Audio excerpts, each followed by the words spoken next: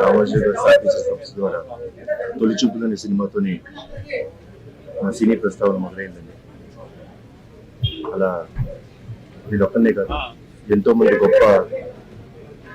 మంది సినీ తారులకి అవకాశం ఇచ్చి, ఎంతో మంది దర్శకులకు, ఎంతో మంది రైటర్స్కి అవకాశం ఇచ్చిన గొప్ప సంస్థ.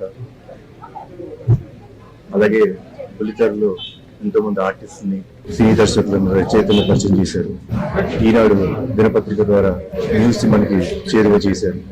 ఈటీవీ ద్వారా మనకి ఎన్నో న్యూస్ అందజేసిన గొప్ప వ్యక్తి రామోజీరావు గారు.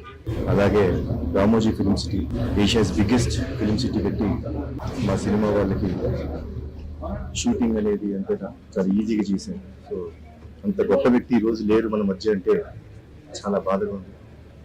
ఆత్మకు శాంతి చేకూరాలని, ఆయన కుటుంబ సభ్యులందరికీ ధైర్యాన్ని ఇవ్వాలని మా దేవుని